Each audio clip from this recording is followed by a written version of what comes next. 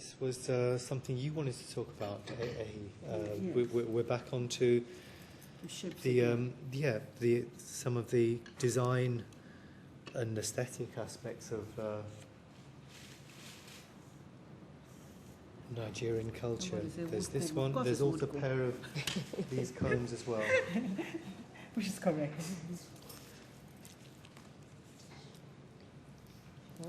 Okay, so we have three objects here. One pair of combs and another wooden comb here. This particular pair also says 2 head ornaments.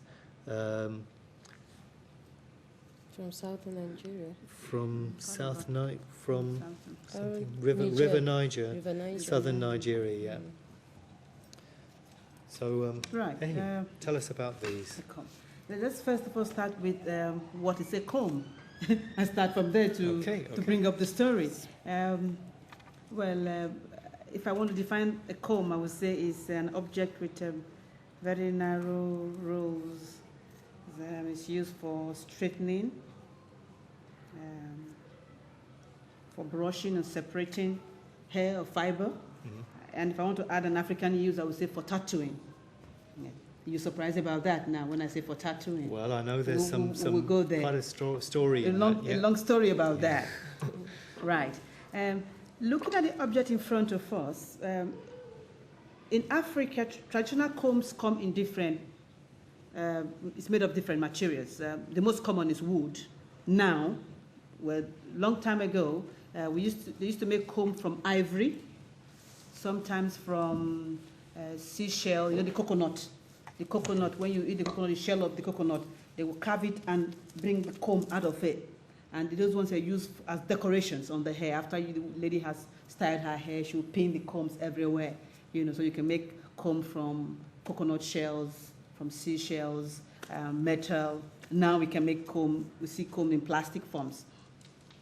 Looking at this particular object, my interest is drawn really not just to the comb that's used for straightening the hair, but to the designs on the comb.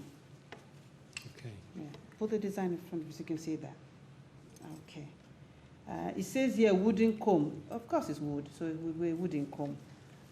Talking about the design now, I don't know if your camera can pick that very well. We will see repeated patterns. Now we go back to repeating patterns, drops of patterns, mathematical inclinations in African art and crafts. And again, we have a number of repeated patterns on these combs as well. With these two, we have a number of repeated patterns. It just shows the skill and state of intelligence of these craftsmen we're talking about. We're talking about people of ancient times, long time ago, very long time ago, that our forefathers could think about repeating patterns using geometric shapes. Mm-hmm. That's the study of geometrics, you know what I mean? Different shapes to form something. That's what you have now in the system. I don't know if you heard the word ethnomathematics, studying the mathematics of a people's culture. That is what is involved in their culture. Because you find out that with most... Sorry, I just have to get the right... Oh, sorry. You find out that with most African crafts, there is a use of geometric shapes, repeated patterns, drop patterns, repeats, and things that are done with preciseness. Just look at this very well. The space between this and this happens to be the same without any form of measurement. Yeah. I'm talking about the skills, the craftsmanship of these men as far back as earliest times. They're very elegant shapes as well, the overall shape and the triangular elements and the gentle curve coming there.